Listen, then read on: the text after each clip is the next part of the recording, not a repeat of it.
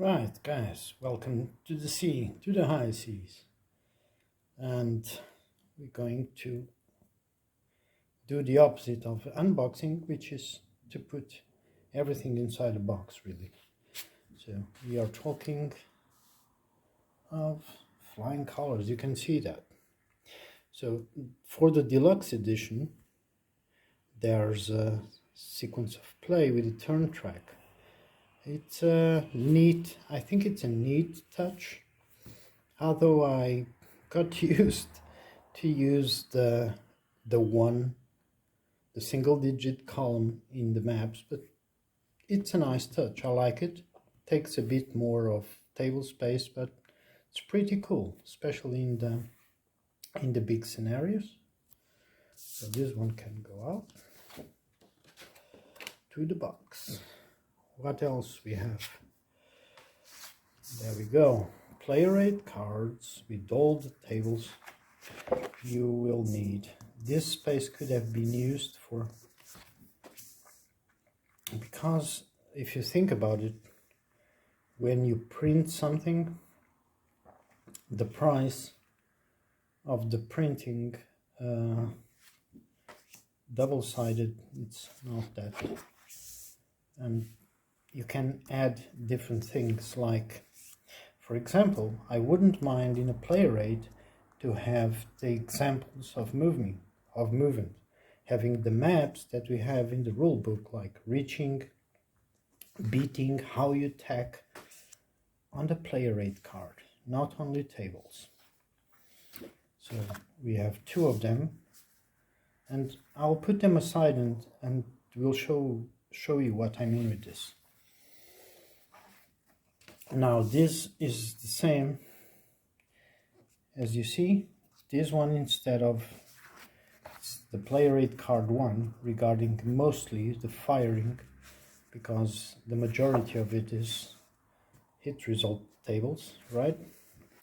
So all these drawings of sailing, striking and all that could have been also plastered on this side, and we have a lot of examples of how to do maneuvers, line of sight, etc. inside the rulebook. So these are the player aids, and they can go into the box. Right, now the maps. They are very, very functional. Okay, these areas can be used as shallows, as shoals, and even as coastline. They don't have the green of land that one would like. I can open it. But with a bit of ingenuity, one can, and handicrafts, one can turn this into greens. Another thing one can do is, with thin transparent paper, and do the coastlines and small islands if you want to do your own scenarios. So it comes with its single-sided maps, so it's giving me a bit of, doesn't want to fold. There we go. I usually put them, I have a ton of maps under the mat, so them to stay flat. I have a lot of them inside, underneath, and they stay protected and very straight when I pull them out. I think I have all the non-mounted maps are beneath. And I bought this sea mat. Can't remember which was the company, but it's absolutely great. It's bigger than, I ordered a 6x4, but it's slightly longer, so it's closer to a 7x4. So for oak and iron and similar miniature games, this is excellent. So we have four maps. to add to all the ones I have already from Blue Cross White Ensign. So into the box. What else we have? We have something that I don't really use, which is the status sheet for the ships. And let me grab my pen. So you have the ship name, admiral if it has any, you have if it's the flagship, the rate of it, if it's a white or black type, but you will see what this means, the hull hits and everything. What I did was, and I shown this on when I played the the Ottoman fleet versus the Russians, I did this simple one. So here I put like hull hits, here I put sorry, rigging hits, and here I put all the other counters, like if they are anchored and all that, and instead of record keeping, which I don't like record keeping, but it's just another way of, and it's good that we have it, we can use it. All right, now this is sheet 7 of 7. Here we have mostly many of the British admirals, the blue are the French, we have some of the frigates, 5th rates, so it's the half-inch ones. We have Dutch, we have Spanish, Langara, we have Hardy there, we have Zoutman, Kinsberger, there's De Brove and De Beaufremont, Brugère, Vaudreuil, wow, De Chartres, there's a lot of, in Bickerton, Digby, Holland. These ones are for hull hits, these masted ones, of course, being left adrift. There's shoals, and you put these ones on the map. If we are awash, basically if you hit shoals and all that, all the full sail stuff, the turn in succession, and this is interesting to use when you just grab the book fighting instructions, so you know this turning in succession, turning in column, and from column into line and all that. It's not different from combat in land, it's just that different. You also have the from column into line, from line into column. In the ships it's the same, just slightly different. Okay, we have the shoals with the different depths. This is the sheet 6 of 7. We have here a ton of British ships. Princess Royal, we have the Duke de Formidable, Ocean. Remember that many of the British ships are just captured, mostly captured enemy ships. There was a lot. Some of the names were kept in the French or Spanish form. Others were pretty much translated. Let me see if we see one.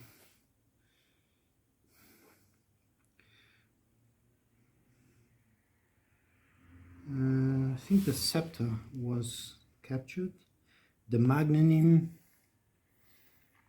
Okay, lots of French ships. We have Le Bretagne, the Ville de Paris,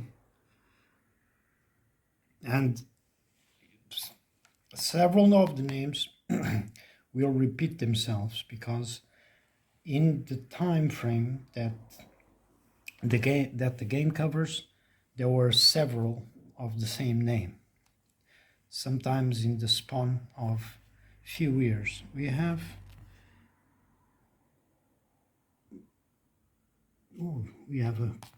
the Dutch Alpines there, and another fourth-rate the Oxford.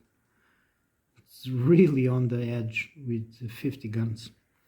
And we have lots of Spanish ships here in yellow, and a few more fourth rates, the Canterbury, the Warwick, and we have Dutch ships there, the Admiral General, Admiral de Ruyter.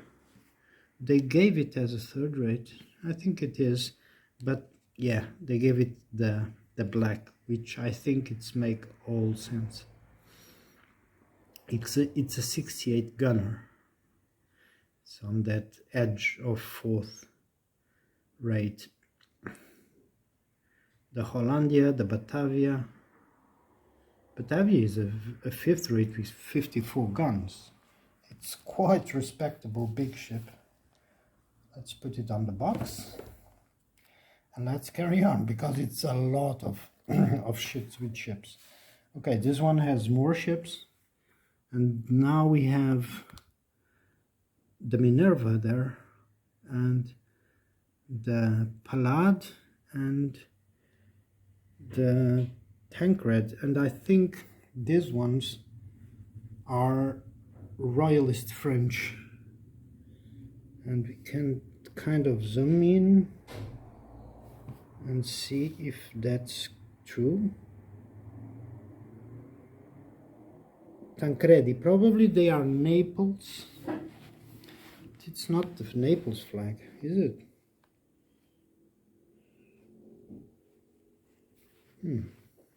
I'll have to find out, but I'm sure. I was thinking, what was when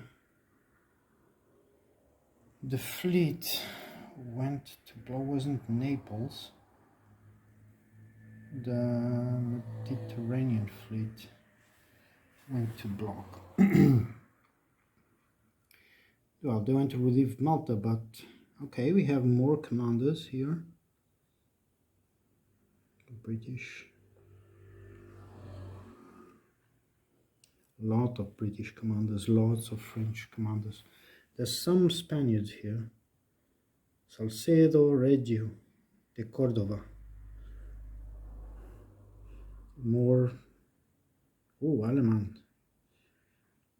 Wow. It covers a lot of naval history into the box. Not showing the back sides.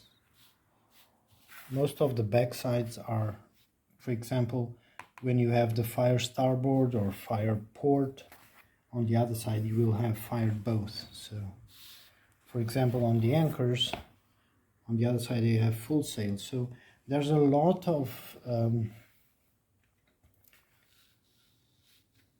counters that can be used for a lot of other situations than the ones you are seeing here. We have the shore batteries here, the nice turn counter, more commanders.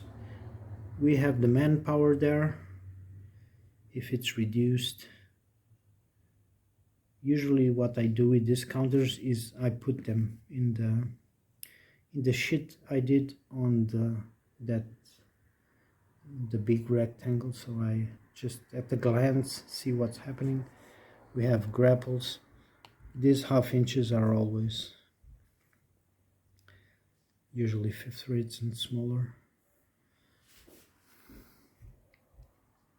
Interesting, the Mars is probably at the age that she was sailing. She is rated as the third.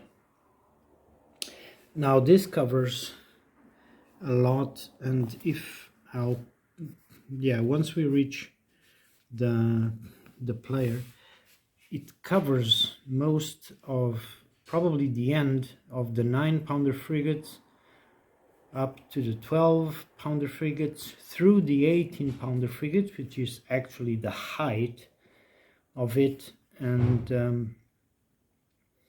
to the end of the age of the 18-pounder frigates and the massive ships of the line, before we jump into the 24-pounder frigates of the War of 1812, and then the main focus on super frigates and the twilight of the Third Reich.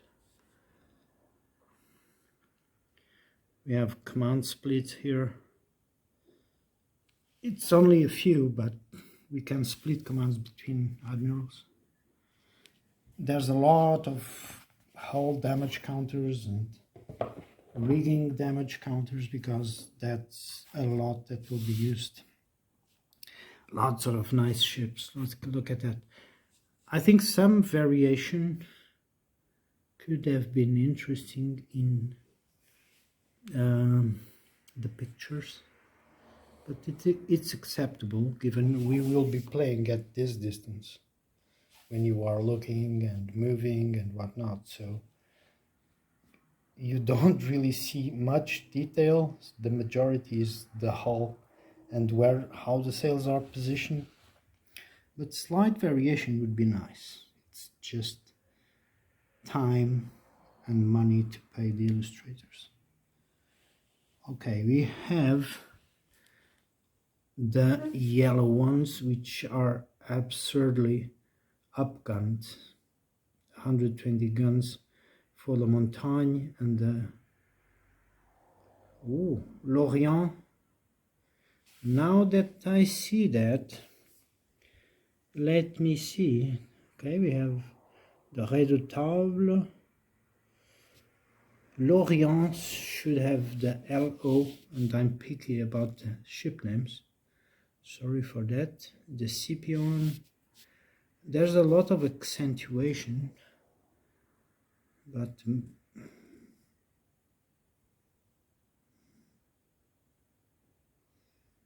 the Conquérant, it's okay.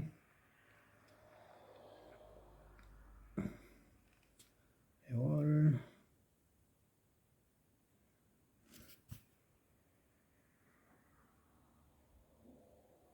So far it's okay. I think Orient is the Lorient with the L and accentuation. Goes to the box. Oh, the British Armada. Now, the British didn't have more ships than the opponents. Okay, they just had a different strategic application of naval power. From we have Danes. Are we gonna play Copenhagen with 2, 4, 6, 8, 9? We'll see about that when we reach there. Okay, that's 7 sheets of counters. Now, this is the massive book. This is the playbook. And you can design your own. It has a points system like you would see in many miniature games. So you can pretty much grab any of the battles you see in any of the French, British and Spanish naval records and create those scenarios. That's how many of the scenarios coming on this were probably created. Now we have Minorca, Cape Henry, Virginia Capes, Frigate Bay. We have all the glorious... Oh, there is a typo. The Glorious 1st of June instead of the Glorious 1st of June. We have Odierne Bay,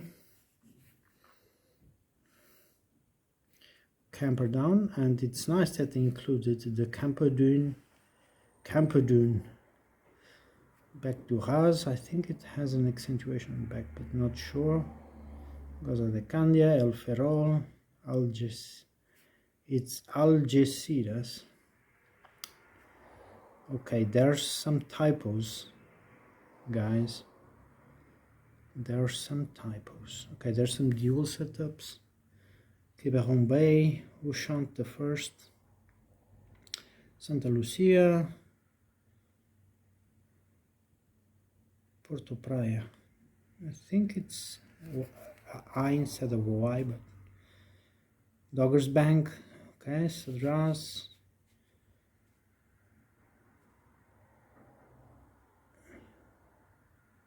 Wow, excellent. There's some excellent, because this brings the original Flying Colors plus Ships of the Line. So it has a lot of gameplay included.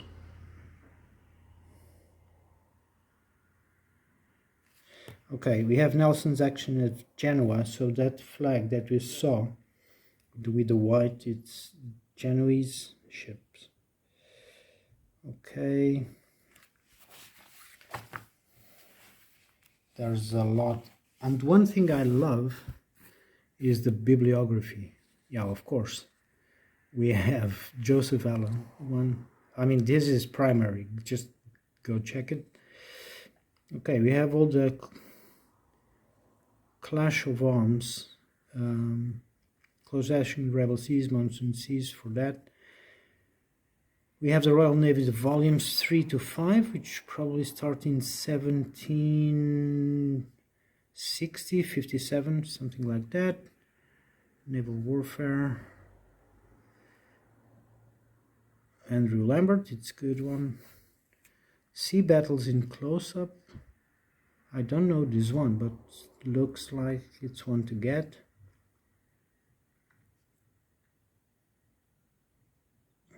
Navy Lists from Partisan Press, good one.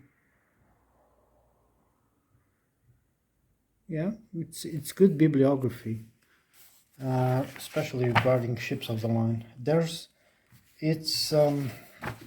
I understand that is a bit British centric, I will say, because there's a lot of good French and Spanish references as well that cannot be underestimated. Not that they contradict the British, because they don't.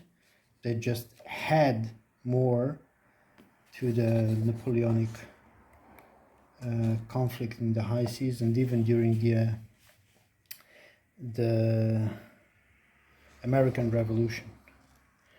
Cape St. Vincent is such a great battle to play. I mean, how the British won this one is incredible. They should have lost, but it is what it is. So this playbook alone has a lot of gameplay.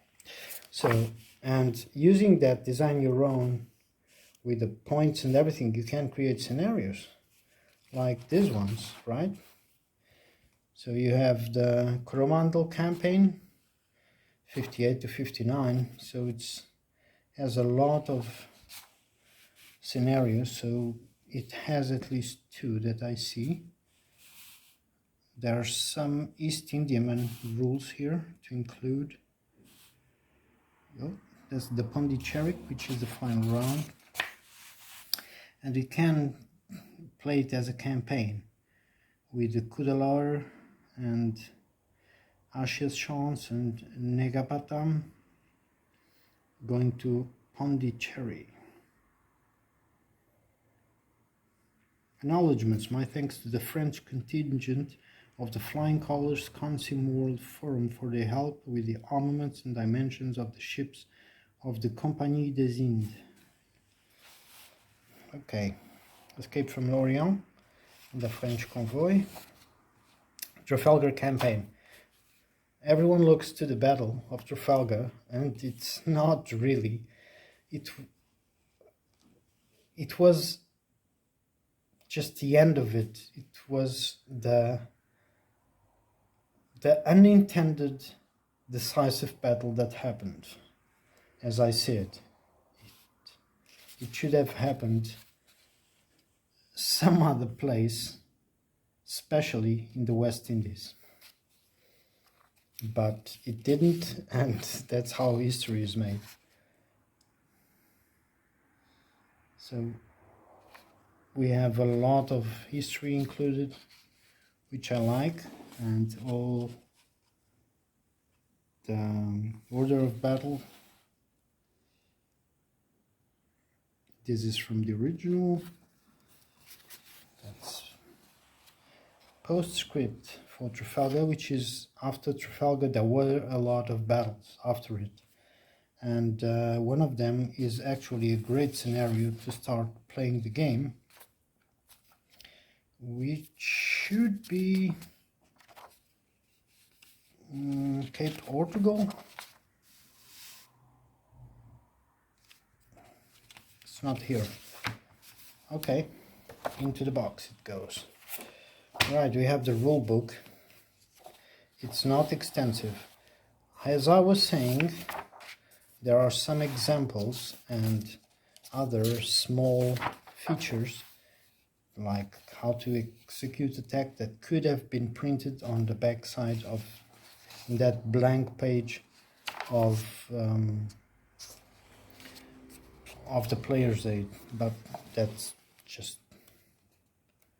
an idea. So it's not extensive rule, right? Doesn't matter how many pages it has. The optional rules are really great, so I really advise you use them. Okay, it will not impede the normal flow of the game, but adds more to the tension and narrative being created. Okay, so you have all the towings and the casting lads and defensive fire and the shore batteries, the awash. The cards are included in Serpents of the Seas.